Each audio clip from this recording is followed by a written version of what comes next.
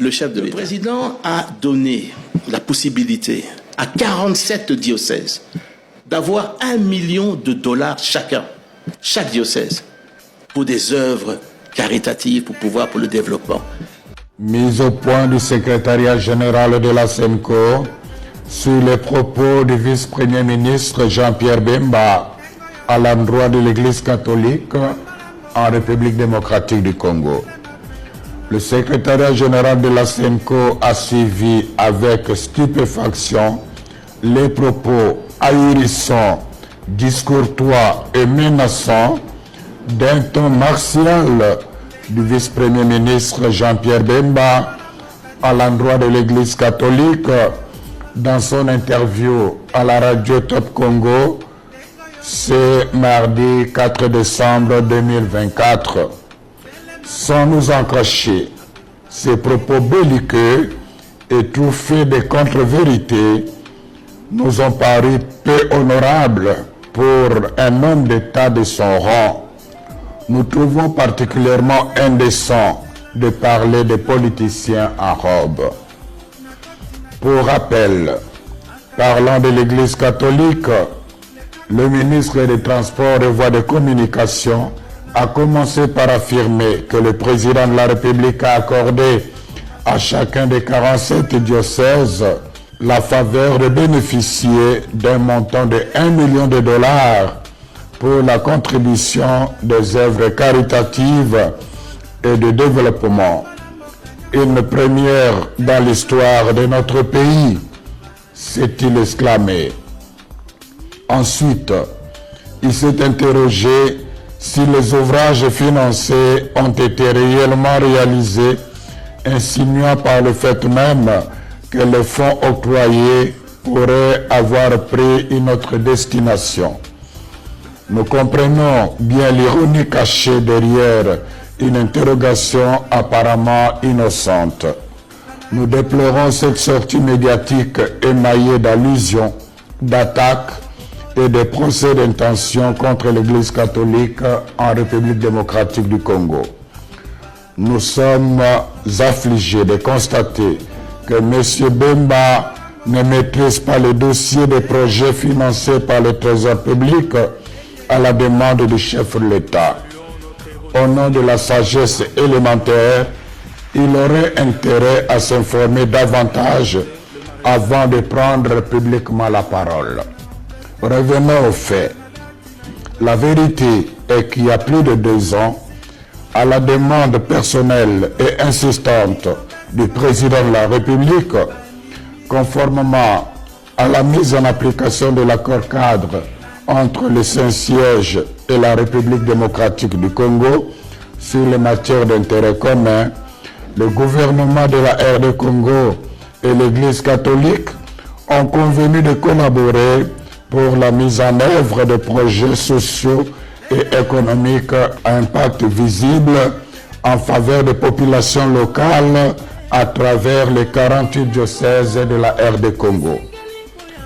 Sans jamais avoir été demanderesse et surtout dans le souci de rendre service à la population, de bonne foi, l'Église s'est engagée. Auréolée de son expérience incontestable en matière de développement et des avantages de son omniprésence en territoire congolais, elle a accepté cette lourde charge en vue de contribuer au bien commun des Congolaises et des Congolais qui, comme on le sait, est souvent compromis à cause de la mauvaise gouvernance et de la corruption. Signalons toutefois que, pour des raisons pertinentes, largement compréhensibles, l'archidiocèse de Kinshasa s'est abstenu d'accéder au fonds. Dès le départ, le gouvernement congolais s'est engagé à mettre à la disposition des diocèses trimestriellement un fonds pour la mise en œuvre des projets retenus par chacun des 47 diocèses à RD Congo.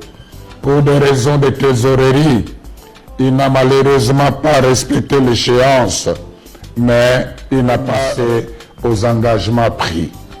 À ce jour, plus de 2 ans après cet accord, seulement 2 tranches de 300 000 $ ont été données. La première en 2022 et la deuxième en 2023, soit 600 000 $ par diocèse. Tous les diocèses se sont mis à l'œuvre. Certains ont même reçu la visite du conseiller principal du président de la République en charge des questions religieuses. De toute manière, un rapport en bonne et due forme des œuvres réalisées avec des images à l'appui a été remis à main propre au chef de l'État. Celui-ci n'a pas caché sa pleine satisfaction. Une copie de ces réalisations a été donnée aussi à Madame la Première ministre.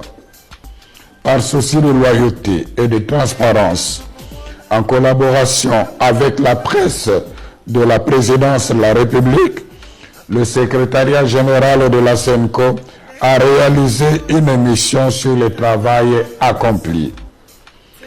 Toutefois, comme le rythme du financement n'a pas été respecté dans tous les diocèses, certains chantiers très avancés sont restés inachevés. À ce jour, une autre tranche de 300 000 $ a été annoncée et permettra de continuer l'exécution des projets réalisés avec beaucoup de sacrifices en dépit d'énormes difficultés de transactions et de transport. Quant à nous, sans faux fuyant, nous sommes prêts à recevoir l'IGF pour vérifier toute la comptabilité. La SENCO avait dès le début prévenu les gestionnaires locaux de ces projets qu'elle ne couvrira personne en cas de malversation financière. Nous demandons au vice-premier ministre Jean-Pierre Bemba de rendre publiques les preuves de ces allégations de 1 million de $ mises à la disposition de chaque diocèse. En même temps, nous continuons d'attendre patiemment celle de la prétendue collaboration qu'il avait insinuée sans foi aux yeux de notre mission d'observation électorale avec les Russes pour pirater les serveurs de la CENI. Qui dans ce pays ne sait pas que l'Église catholique, sans l'aide de l'État congolais, dépense chaque année des fonds immenses pour réaliser les œuvres d'utilité publique comme les écoles, les hôpitaux, les routes, les ponts, les hommes de vieillards, les orphelinats, etc. Par ailleurs, nous avons apprécié que le vice-premier ministre, ministre des Transports et Voies de Communication, rappelle la mission des hommes de Dieu de rassembler tous les fils et filles de la RDC, de parler de la paix et de l'unité.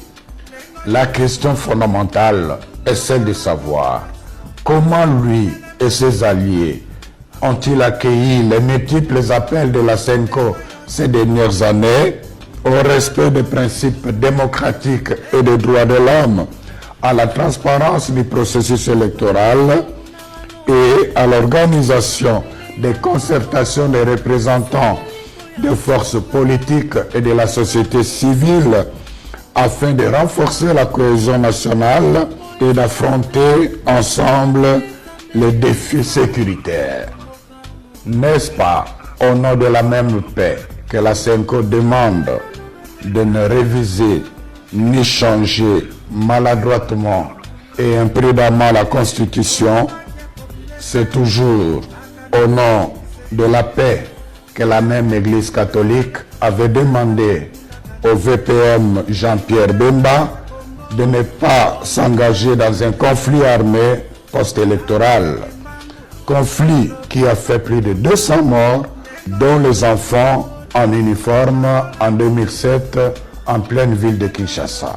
Où trouve-t-on la haine dans le message de l'Église catholique? Nous réclamons les preuves tangibles. Aussi, faut-il rappeler qu'aimer quelqu'un ne signifie pas applaudir même ses erreurs. À cet égard, nous souhaitons ardemment que le vice-premier ministre Jean-Pierre Bemba se souvienne que l'Église qu'il vilipende avec dédain depuis un certain temps est la même dont il avait bénéficié de 2 précieuses visites pendant qu'il était en prison à La Haye. La vérité de l'histoire renseigne la sagesse, résiste à la frivolité du temps. La SENCO remercie le gouvernement, particulièrement le président de la République, d'avoir fait confiance à l'Église catholique en demandant au gouvernement de lui octroyer les moyens financiers lui permettant de réaliser les œuvres sociales à impact visible jusque dans le coin le plus reculé du pays. Quiconque croit que cet argent a été donné à l'Église pour acheter son silence et étouffer sa mission prophétique se trompe éperdument. C'est le lieu de rappeler au ministre des Transports et Voies de Communication ces sages paroles de Confucius, à savoir: si l'homme a 2 oreilles et une bouche, c'est pour écouter 2 fois plus qu'il ne parle.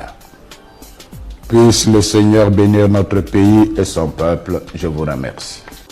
Avec beaucoup de sacrifices, en dépit d'énormes difficultés de transactions et de transport. Quant à nous, sans faux fuyants, nous sommes prêts à recevoir l'IGF pour vérifier toute la comptabilité.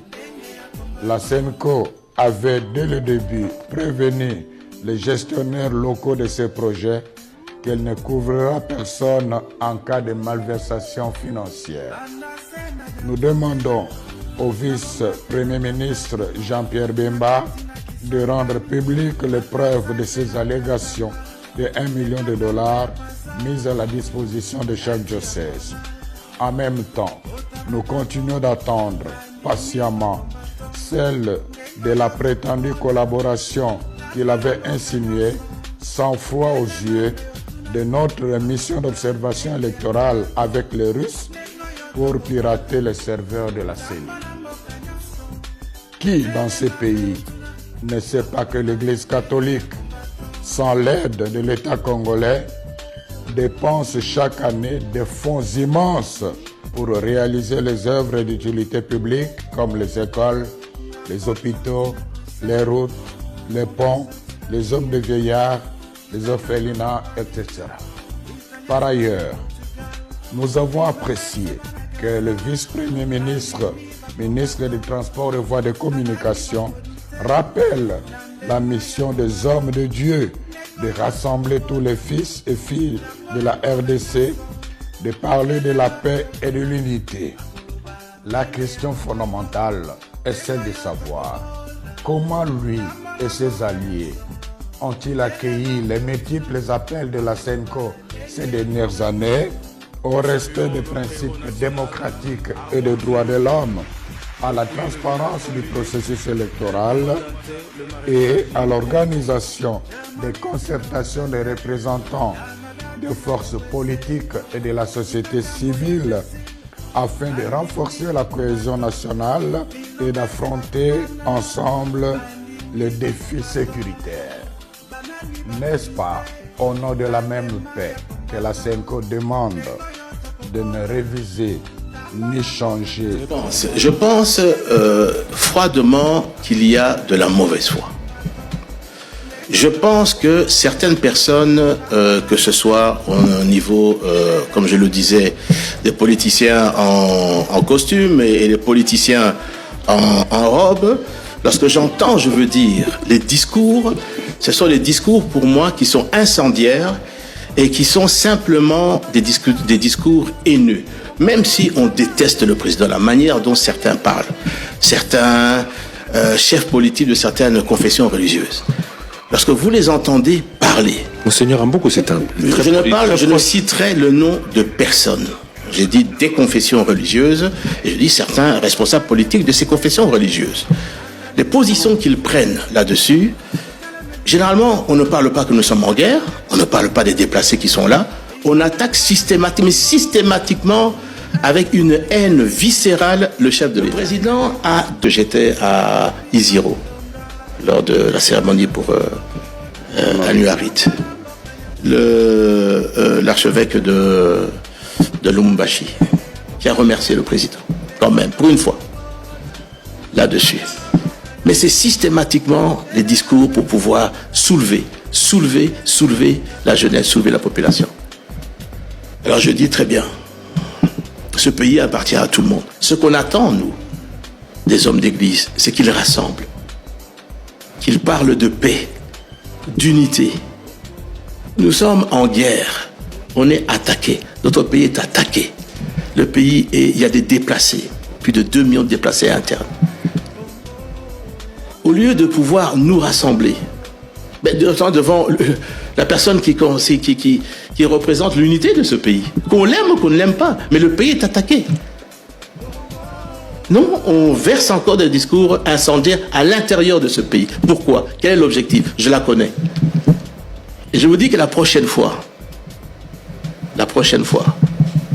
je viendrai, la première chose que je vous dirai, j'accuse. Et je vous dirai pourquoi et comment. Memba, osa escroyo. Jean-Pierre Memba, osa lokote, osa mourant. Tala nengo komi, o monza menenga la kissure. O vimbi, o kosa régime. Jean-Pierre Memba, o kosa régime yo. Tala nenge Grèce komi belé, Nicolas Moïbi, Nicolas Lokuta, ba faux politicien, ba accompagnateur, mon amusala ya mon veni. Na ba salaire tozozo la poto ya